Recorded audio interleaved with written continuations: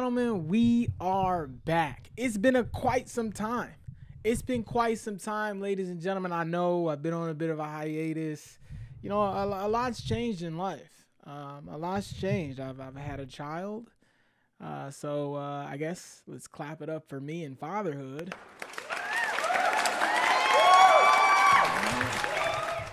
That's all the personal identifiable information you'll get out of me today, internet. But I have a few things here for you.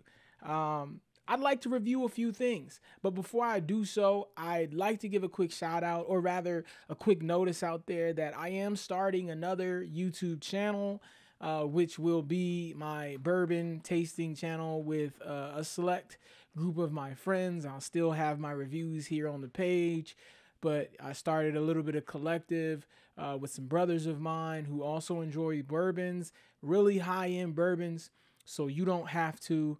Are all on the list of what we try in our first videos. We're talking about $20,000, $30,000, $40,000 bottles. You know what I'm saying? Because we're like that. Top Chef shit only. No, but no. Pappy's, 20-year Michters, everything, man. We got on that list. William LaRue Weller, all of it. So check it out. I'll have it available soon. Just wanted to give a quick nod to that. Now, ladies and gentlemen, today we're reviewing a few things. Today is Friday. We have a lot of music out there that is dropped. And then also there is a lot of video games and other things that have dropped. I'm pretty sure some of you guys have checked out my live. I want to do a quick review of 2K25. So quick history, been playing 2K25 since forever. Since as far back as 2K7 or whatever it was, right? And so, you know, not that I've been a super fan of the game, but when it comes to having a basketball game, right, you want to be able to play that. And, you know, I know that there's the narrative out there that, oh, it's the same game, it's the same game, it's the same game. Well, quite frankly, ladies and gentlemen, if you buy a basketball game, it's going to be a basketball game. It's always going to be the same game. The question herein lies whether or not what we had issues with or what problems existed still exists, right? Or how did they improve the game? Nowadays, when we come to the purchasing of video games and the consumer market of video games in general, we're at this point where all we're doing is buying software now, right? And quite frankly, just given the understanding of a software development lifecycle, quite frankly, they're giving us 0.5 or third digit changes, right? Where they're giving us 0.5, 0.1, 0.2, 0.3 iterations of a video game, in my opinion. And it's not to say that the video game is trash, garbage, or not worth buying.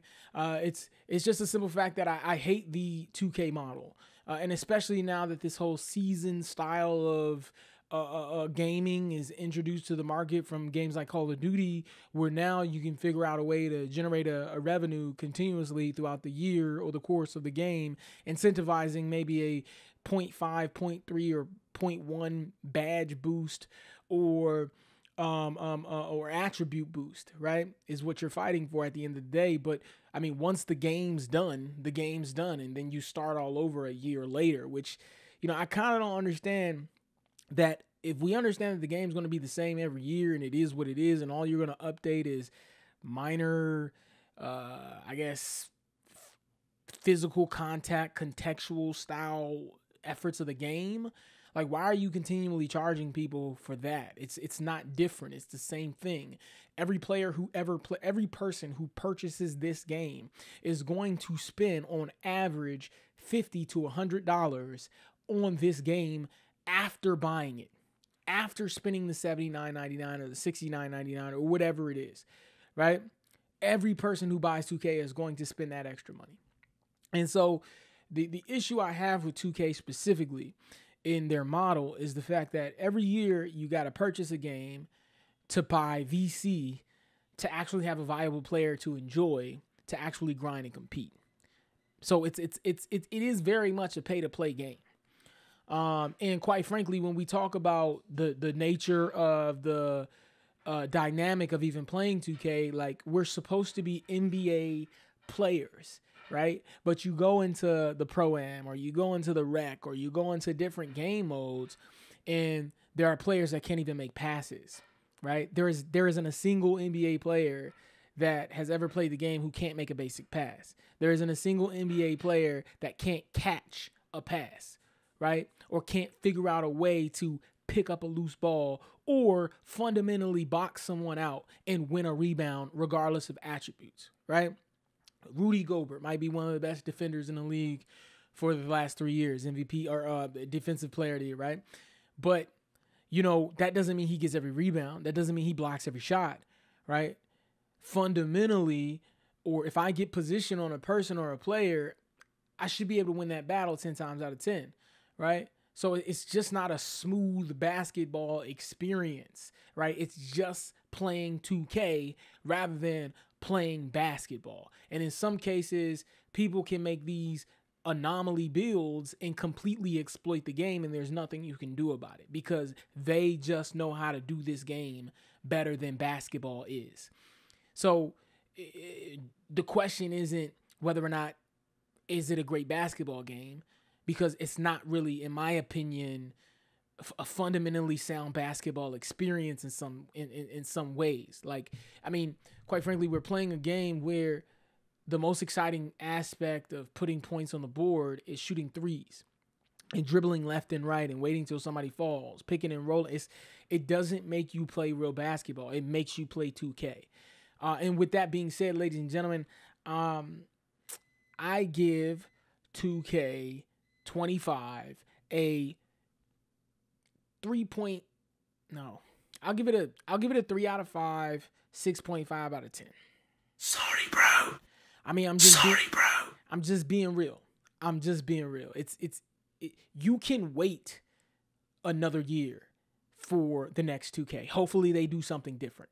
But it is very much the same game. Like, they have this commercial where they show you a bump and they say, oh, we fixed defense, right? But there's no contact for a person with a 99 interior defense, 99 block, when a person with a dunk package starts their dunk animation from the middle of the key or the middle of the or inside the perimeter, and you're right there. There's nothing you can do about that because based on the sliders, based on the animation, regardless of the fact that they have contact dunks or not, the game says that this person is going to make this shot.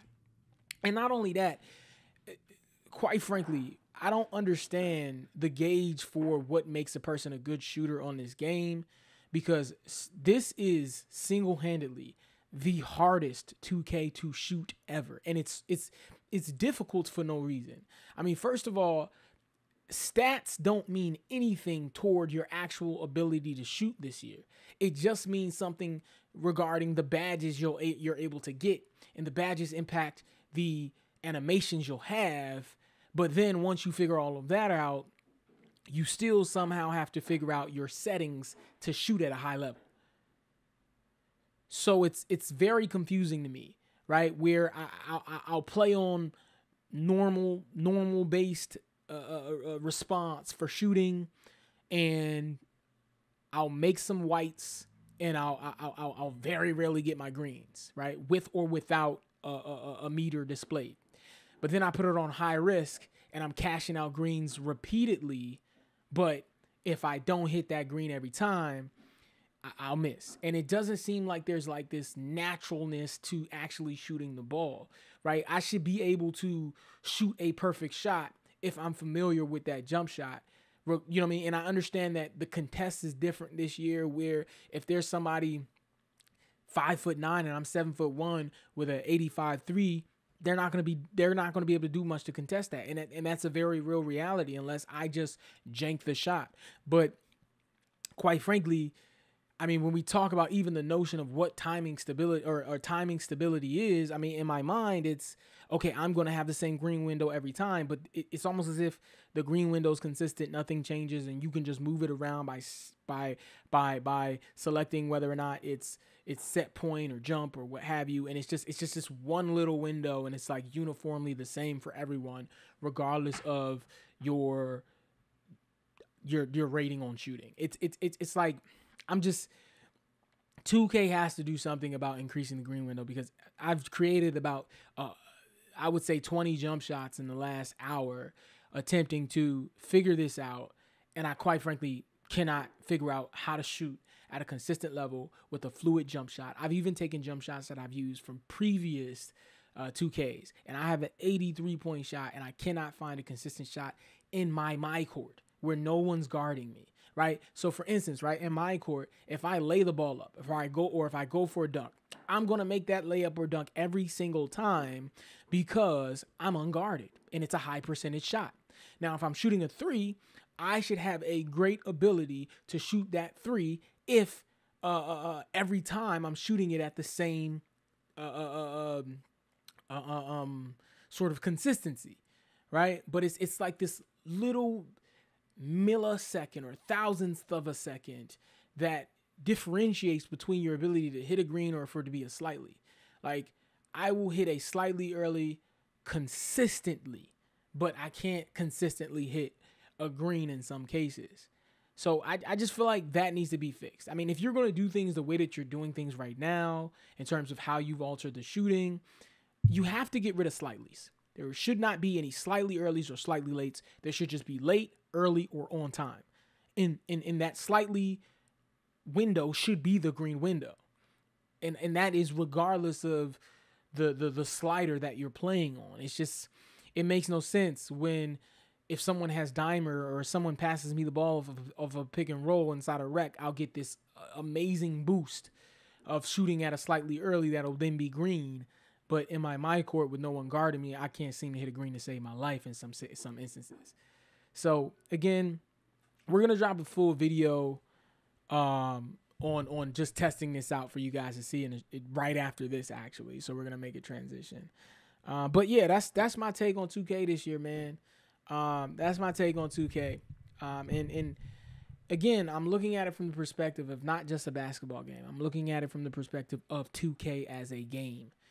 And how did they improve upon or give you something better than they did last year? And it's very minimal in my opinion. There's really no difference. Like there's really no difference between the two games besides very minor changes. And of course, yes, as we navigate throughout the season, they'll adjust sliders, they'll do whatever they need to do, which effectively by the end of the season will be very and vastly different than the game that started, and maybe iteratively feel just about as different as this 2K did from the last 2K.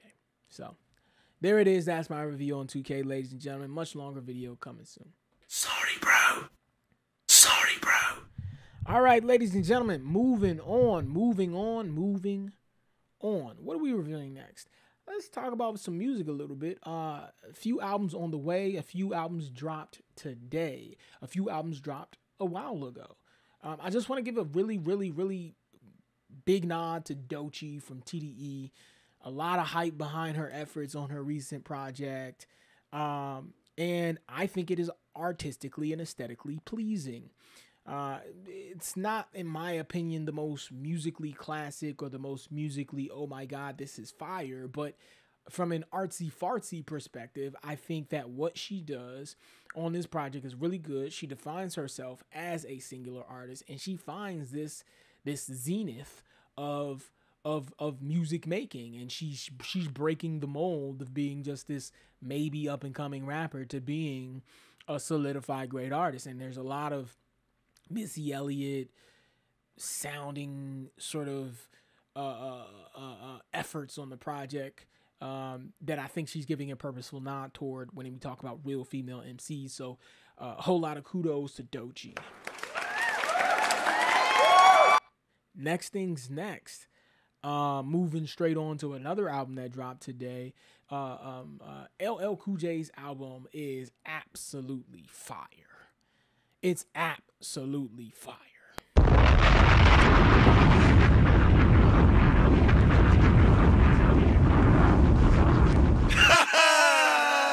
Yeah, man. That LL Cool J, man. You gotta go check that new LL Cool J out, in my opinion. Listen, it's refreshing, you know, and Q-Tip. Oh my goodness. Like, immediately I was like, I feel like I'm listening to a Tribe Called Quest project. But then at the same time, it's like, it's LL Cool J, you know, and LL Cool J, man, he still got it. He might even be better. Maybe I never listened the way I should have, in retrospect, of course, because I wasn't around when he was originally dropping his music. But I will say, man,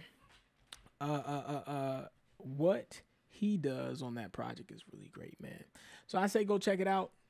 Those are two projects that I think are really great, and you should go and listen to. Another project I want to talk about, or another particular, project in general, or artist in general, that I want to talk about outside of some of the artists that I think are great, is Big Sean's project. Quite frankly, yes, I heard the leak.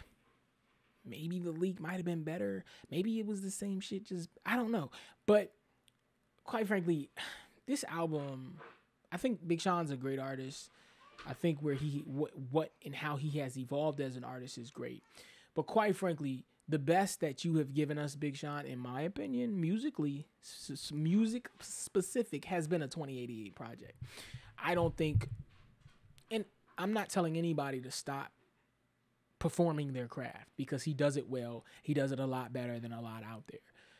The album in and of itself was just mid or average to me. I would have just threw it out there with maybe 7 songs out of the ones that were on the project. Even though I enjoyed it as a Big Sean fan, I just don't feel like it was that great. And then also, I just feel like, give the people what they want. Continue what's great. Give us the 2088 project, bro. This solo project, it wasn't bad, but for it to be that long and for what it is, I understand you don't care, right? But I just feel like it was a bit of an underwhelming project, but you still did a great job at what you do. Sorry, bro. Moving on, ladies and gentlemen, I do want to talk about A$AP Rocky, who's been dropping music week after week after week.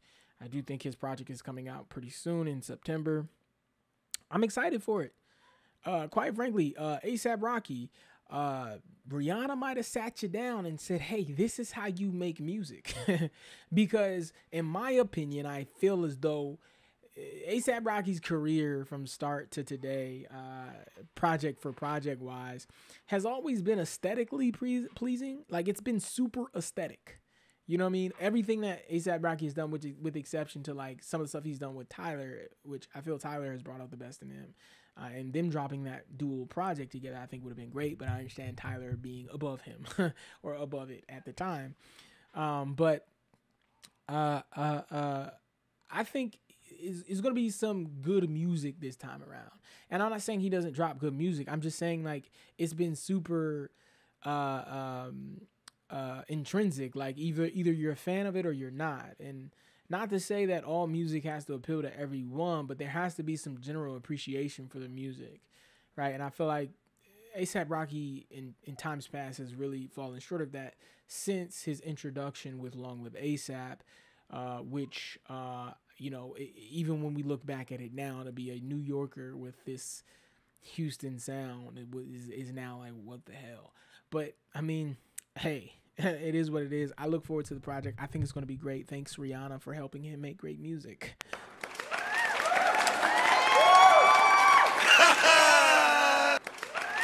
Of course, it's a joke, ladies and gentlemen. I think it's A$AP Rocky doing his damn thing, tapping in, getting right. But maybe. One more thing in the music category that I want to talk about. Apparently, right now, Travis Scott and Sabrina Claudina, whatever. Apparently, he actually outsold her, but Billboard did not acknowledge the 13,000 units sold that would have put him above her. Well, ladies and gentlemen, in case you didn't know, the Billboard has been rigged since A1 Day One. If you just simply do a Google search of what is the most popular and profitable music genre, it will tell you hip hop. It will tell you rap. So how the fuck is Morgan Wallen, Post Malone, and what the hell? What's her name? Taylor Swift. How the hell is Post Malone, Morgan Wallen, and Taylor Swift The only people that I see on a Billboard 100 or 200 for the last 2 years. It's consistent. So it's, I mean, either you're only generating your numbers from one source or a super individualized source and posturing this Billboard metric as the gold standard of who's listening to music, when the reality is that nobody is really listening to Taylor Swift unless it's playing in a Walmart or a Target all goddamn day. And maybe that's what makes it number one. I don't know. But yeah, newsflash, ladies and gentlemen, Billboard has never been accurate. It's always been agenda-based. It's not real. Listen, the streets speak louder than the industry. We'll leave it at that. The streets speak louder than the industry, right? So forget the awards, forget the Grammys, forget all of these things. People anonymously pick these things for the purpose of maintaining the industry, right? We don't have a positive, good artist in the hip hop or black presenting manner because they don't want to lose a market, right? From something that is without their will or control. I know we have Shabuzi. I know we have Beyonce. I know we have these individuals, but again, you know, there was a time when Public Enemy was number one on the radio. There was a time where Eric B, KRS-One, and all these people were number one on the radio. There are artists making music to that degree, right? There are artists making music to that degree, right? When we talk about real hip hop, you know what I'm saying? Who won't ever be on Billboard for a reason. All right. So moving on, ladies and gentlemen, before we get out of here, today's a short one. Not going to take up a lot of your time. So we've been hearing a lot recently about Beyonce Bourbon, right? Beyonce Bourbon, Sir Davis. Ladies and gentlemen, today we review Beyonce Bourbon. Today we review Sir Davis, right? And if you're wondering, ladies and gentlemen, before we do that, yes, the Steelers are my favorite team, and yes, it is Super Bowl week. Super Bowl. It is NFL opener week, ladies and gentlemen, coming off the watch of that Ravens game. Man, Lamar Jackson, I love you. You're great. You played well, but you got to make those passes. Listen, if Patrick Mahomes was in that situation, he's not missing those two guys those two times. Sometimes you got to slow your game down and focus on what needs to happen, because you're moving too fast in both of those situations, right? But you played well. I believe they come back in an AFC game, championship game, or an AFC playoff game and beat the Chiefs. I think they come back and beat the Chiefs. I mean, they have a newer team that I think is trying to figure some things out, you know, but I think they are the better team on both sides of the ball. And I think that they win in a playoff game, especially with the way that Lamar Jackson played yesterday, with exception to those passes that he missed at the end of the game. Yeah. And I mean, Xavier Worthy, man, God, he's going to be a problem. All right. But back to it, ladies and gentlemen. Today we review Beyonce's bourbon. Or, I'm sorry, Beyonce's whiskey. Today we review Beyonce's whiskey. Yes, ladies and gentlemen, it's Beyonce's whiskey that we're trying today. It's not a bourbon, right? It's not a bourbon by any means. I couldn't seem to find the mash bill online. But apparently, as it states, Sir Davis is a rye whiskey finished in sherry casks. Oh, God. There isn't a single sherry cask bourbon that I enjoy unless it's in the Penelope wheelhouse. Or whiskey rather, that, it isn't a single sherry cask bourbon or whiskey that I can tell you I enjoy unless it's Penelope. But further context here, ladies and gentlemen, it is an MGP bottle. It is an MGP bottle. It's not something bottled and sourced from one entity. As it states, right, it's distilled in Indiana, finished, blended, and bottled by Davis Hugh Distilling Company in Houston, Texas. All right, so it's pretty much an MGP. Yeah, I mean, let's try it out. I think it's an 88 proof. It's 88 proof. Yeah, there's been a lot of people talking about this Beyonce whiskey, Sir Davis, saying it's great. I'm a big bourbon guy, right? Whiskey, right? There are some great ryes out there that I enjoy, such as Sagamore or Catacton, which is really big in Virginia. But I'm more of a bourbon guy myself. I'm more of a weeded bourbon guy, cherry, the cast or the sherry cast finish makes sense for her fan base. Because I think that, whiskey, I think, is the second largest market right now behind tequila. But in terms of value by volume, bourbon is more expensive or the most expensive alcohol. I think that we have in terms of what people would pay for it. So yeah, I think the sherry cask is to provide that sweetness for her fan base to enjoy something in the category of whiskey in and of itself. So ladies and gentlemen, without further ado, we try Beyonce's whiskey, Sir Davis, a rye bourbon or a rye whiskey with a sherry cask finish. All right, ladies and gentlemen, I'm expecting this to be young. I'm not going to lie to you. I'm expecting this to be young. Right? Because when we talk about bourbons, it's hard to get something like past 4 years, man. It's hard to get something past 4 years. We're not hard, but when we talk about mass producing something and you want it to be, get it out to the market as quickly as possible, right? You're typically going to deal with a 4-year bourbon or younger, or whiskey rather. And judging that it's not a bourbon, it's meaning that it's not more than 51% corn and it's not aged in American white oak barrels, right? And yes, it does not have to be from Kentucky. So, ladies and gentlemen, without further ado, we pop the top on this thing. Yes. Oh, brother. The nose is not.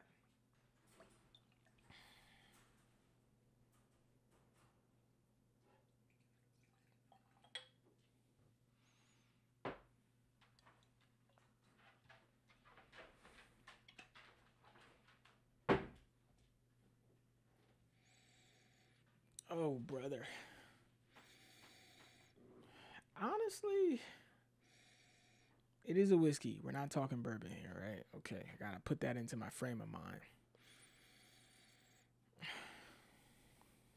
On the nose alone, I can tell you it's young.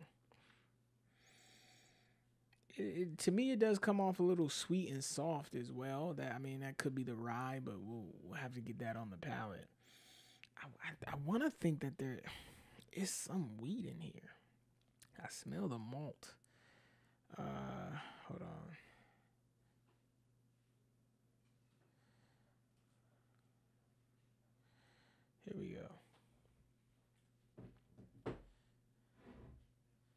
Here we go. We're looking this up. So we're looking up the mash bill. Where is it? About. Okay, so the inaugural launch of a partnership between Beyonce, Knowles Carter, and Moet Hennessy Sir Davis. Oh, God. And a twist of American rye with a surprising flavor result. Moet Hennessy enlists Dr. Bill Lumsden of its portfolio distilleries. Working with Carter, the brand says she is noted Japanese whiskey drinker. Oh God, I dislike Japanese whiskeys because the malt whiskey is just not. Yep, the malt whiskey I'm not a fan of. Yes, it is very malty. So I'm seeing here that it is. The mash bill is 51% rye. Oh God. 51% rye and 49% malted barley. It is definitely an MGP rye. Smoke Wagon. Yeah, we called it. All right. I I think that this is something that'll be great for cocktails, but might not be the best. On the nose, you definitely get the sweetness from the sherry cask. A little bit of spice from the rye. Definitely young, bro. And the malted, I don't think I'm going to like that. It's a 2-grain whiskey. You could have got a little bit more unique with it. It is giving a little bit of a soft note on the nose, though. It's not super, like, alcohol-y. It's not coming off bad.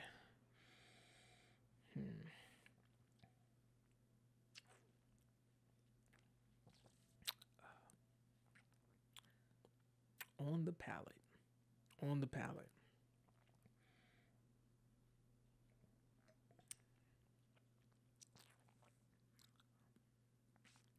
Okay. So, this tastes like a whiskey for the Beehive. This tastes like a whiskey for Beyonce fans. This is not a whiskey for whiskey drinkers or for bourbon drinkers. In profile wise, it's not bad. But for $89, $98 plus tax where I am, it's definitely not something I would spend anywhere near $100 for. This is at most, in my opinion, a $35 bottle. This has nothing on Contactin, nothing on a Sagamore, nothing on a Michter's. No. This is a very basic whiskey with Beyonce's name next to it. And I understand that some people don't want to risk it the biscuit, right? But this is not a $100 bottle. Like $40 of this is Beyonce's name. $50 is the Moet Hennessy premium or minimum. You feel me? Like it's just.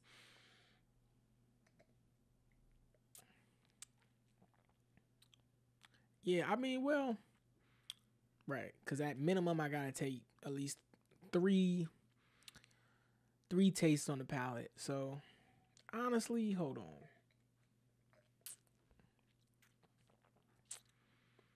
It is soft. It is a smooth finish after the initial taste.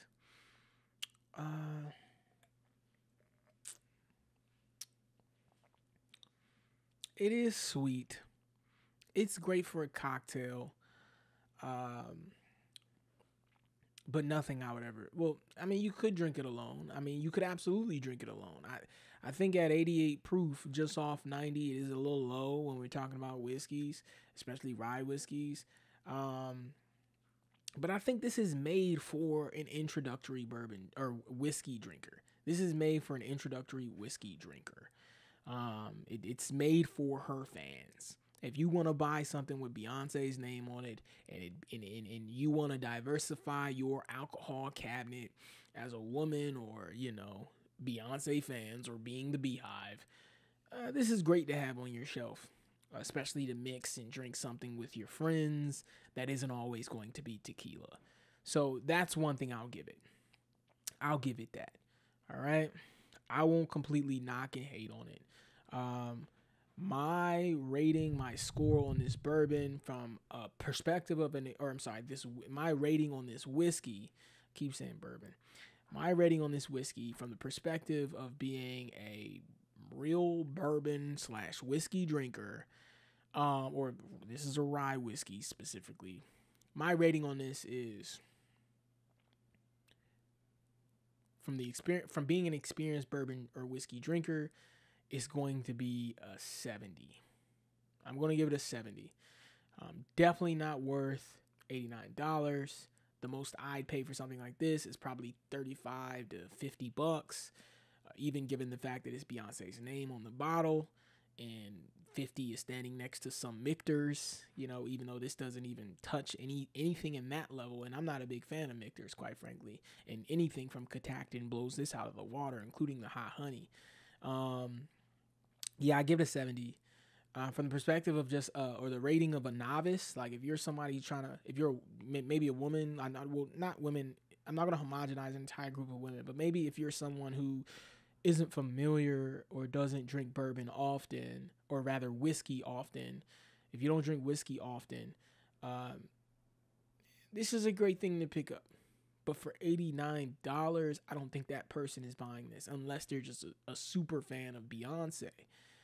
So I think that you got to come out with something a little bit more aged, something with a more diverse mash bill. I would appreciate it if you even would have went 4 grain on this one, even if it was rye leaning, even if you did want to have that malt in there, because her being a fan of the Japanese malt whiskeys.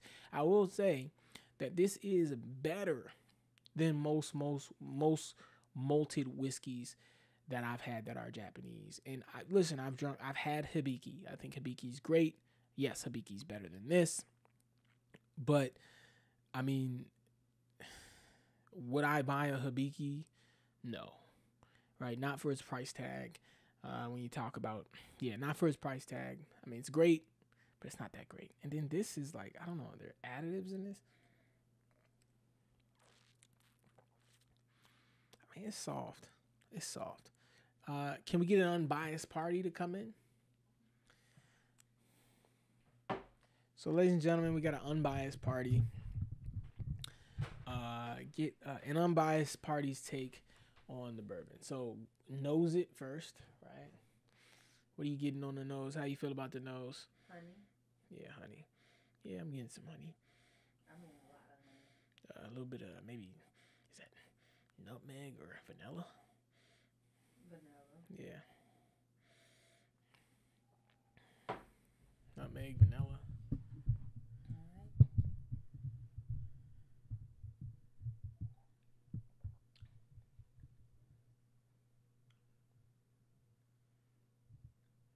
Not bad. It has a little bite, but it's not like, ooh, my throat. It's smooth. And as mentioned, so how much would you pay for that? What would you rate it on a scale of 100 based on some of the bourbons? Yeah, based on some of the bourbons. Like, give me that. You see that Catactin Creek up there? Mm-hmm. All right.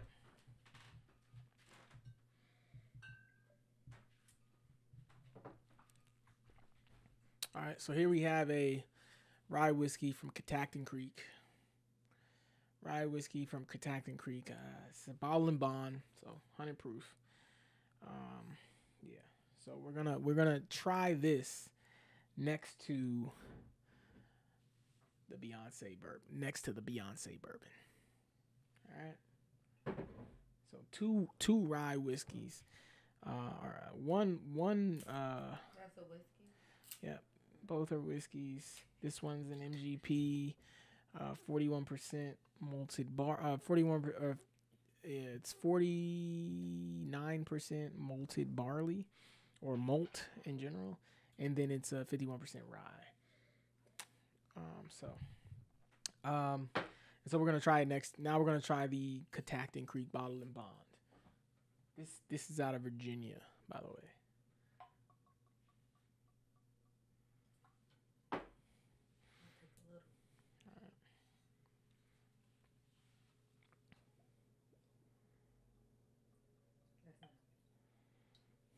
All right, don't nose it yet. All right, so on the nose. Now, I do want to point out one thing. Do you peep how much more, and maybe open it up a little bit. Now, do you peep or do you observe how on the nose it is just so much more vibrant and explosive and aromatic? Okay. Right? I feel like that one was more honey. Yeah. They're gonna have different profiles, right, in general. But this, I feel like you can't just. It's more distinct. Like you gotta sniff it a few times to get it. And it's more to say that. Oh. So, what'd you say? It's more distinct. You have to sniff it a few times to unpack like the layers of the aromatics. Right. Whereas though the last one was a little bit more, it was little, it was straightforward. straightforward. It was honey, vanilla, Honey vanilla, sweet. It was sweet, right? It's soft. You can get some softness on the nose, right? Whereas though this one, more vibrant, more aromatic, right? It's more of a nosing experience, right? And now let's check the mid palate and the finish on the palate.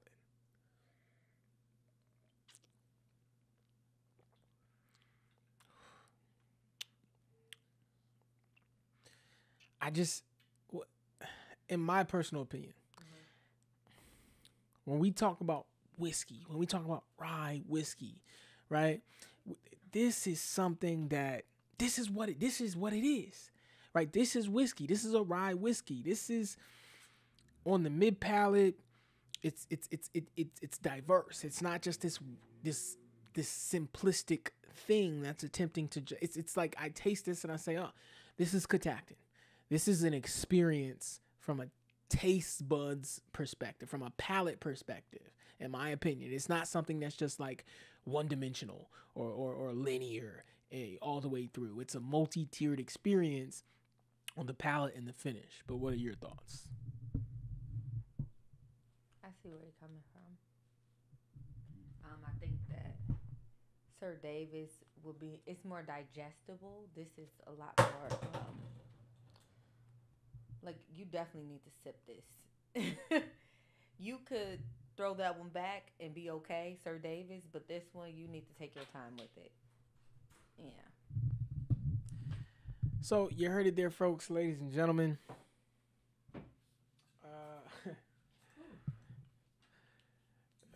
That has way more.